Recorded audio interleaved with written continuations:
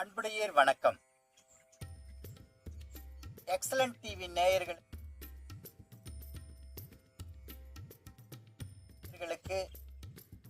ஆடி பெருக்கு திருநாள் நல்வாழ்த்துக்கள். இன்னைக்கு நம்ம ஆடி மாசத்தினுடைய சிறப்பையும் ஆடி 18 இந்த பெருக்கு நாளின் சிறப்பையும் இந்த வீடியோ மூலமா நாம பார்க்கலாம். நேயர்களே, இன்னைக்கு நம்ம ஆடி மாசத்தை பத்தி பார்த்துட்டு அப்புறம் ஆடி 18 பெருக்க பத்தி பார்ப்போம். ஆடி மாசம் நமது பஞ்சாங்கத்தின்படி, அஸ்ட்ராலஜியின்படி சுப காரியங்கள் செய்யக்கூடாது அப்படிங்கிறதுக்கான காரணங்களை நிறைய சொல்றாங்க. குறிப்பா சுப முகூர்த்தங்கள் இருக்கக்கூடாதுன்றாங்க. ஏன் இருக்கக்கூடாது அப்படிங்கிறதுக்கு அடியேன் சிந்திச்சு பார்த்ததுல எனக்கு எட்டிய ஒரு தகவல், ஆடி மாசம் திருமணம் பண்ணணும்னா சாந்தி முகூர்த்தம் பண்ணுவோம். சாந்தி முகூர்த்தத்துல உண்டாகக்கூடிய கருவானது வளர்ச்சி அடைந்து 9வது மாதம் 9க்கு 10வது மாதம் அது வெளியேறும். அந்த கணக்கை நம்ம பார்த்தோம்னா ஆடி, ஆவணி, புரட்டாசி, ஐப்பசி, கார்த்திகை, மார்கழி, தை, மாசி, பங்குனி, சித்திரை, இந்த 10வது மாதம் சித்திரை மாதத்துல குழந்தை பிறப்பு வரும். சித்திரை மாதம் பிறந்த குழந்தைகள் குடும்பத்தை சீரழித்து விடுவார்கள் அப்படிங்கிறது அஸ்ட்ராலஜியில சொல்லப்பட்டிருக்கு. அப்படி அந்த சித்திரையில குழந்தை பிறக்க கூடாதுங்கிறதுக்காக ஆடியில சுப முகூர்த்தம் பண்ணக்கூடாது அப்படின்னு சொல்லியிருக்காங்கிறது அடியனுடைய கருத்துங்க. பல்வேறு வகையில சொல்றாங்க, அடியனுடைய கருத்து இதுதான். அப்ப இந்த ஆடி மாசம் சுப முகூர்த்தங்கள் இல்லாத மாதத்துல ஆடி 18 மட்டும் எல்லா காரியங்களையும் செய்யலான்னு ஒரு வழிவகையையும் வகுத்து வச்சிருக்கிறாங்க. குறிப்பா தண்ணீருக்கான மாசம்ங்க.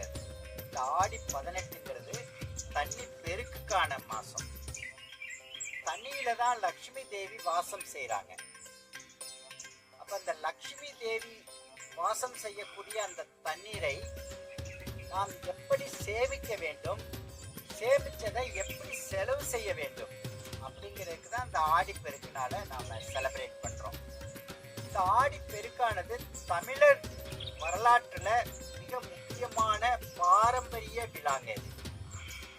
ஏன்னா விவசாயத்தையே நம்பி வாழ்ற நம்ம இந்த பாரத தேசத்துல விவசாயிகளுக்கு உரித்தானது மட்டும் அல்லாம நீரின்றி அமையாது உலகுங்கிற பொன்மொழிக்கு ஏற்றவாறு நீர் இல்லைன்னா எதுவுமே இல்லைங்க.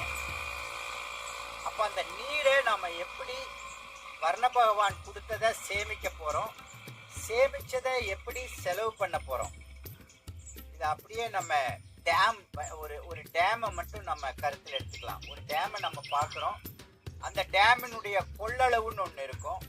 அந்த கொள்ளளவு அளவு தான் அதில் தண்ணீர் தேக்கணும். அதுக்கு மேலே தேக்கினா கரை உடைஞ்சிடும்.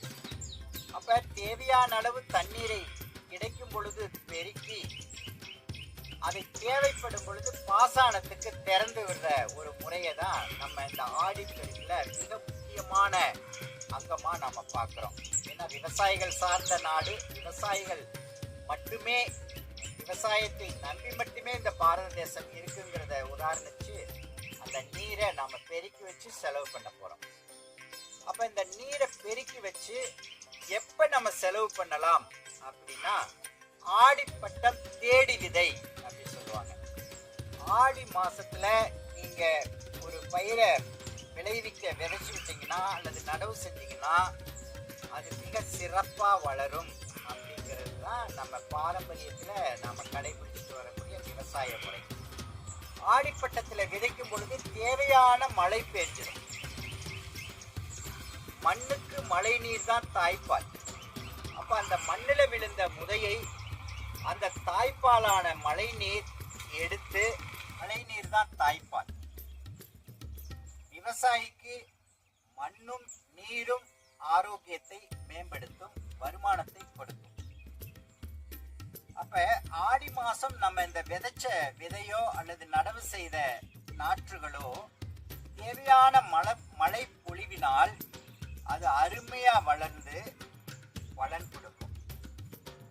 தேவைப்படும் போது நம்ம பெருக்கி வச்ச நீரையும் பாசனத்துக்காக திறந்து விடுவாங்க. அந்த நிலத்தடி நீரா கிணற்று பாசனத்துக்கும் பயன்படும். இந்த கருத்து தான் இப்ப ரொம்ப முக்கியமான ஒரு விஷயம். அந்த ஆடி மாசத்துல அந்த டேம்கள் எல்லாம் திறந்து விடும் போது, குறிப்பா நம்ம அந்த காவிரி ஆற்றை பார்ப்போம். ஏன்னா தமிழகத்தினுடைய பசுமை பள்ளத்தாக்கு நெற்களஞ்சியம்னு சொல்லக்கூடிய தஞ்சாவூர் முழுமையுமாக இந்த பாசனம் தான் போயாகும்.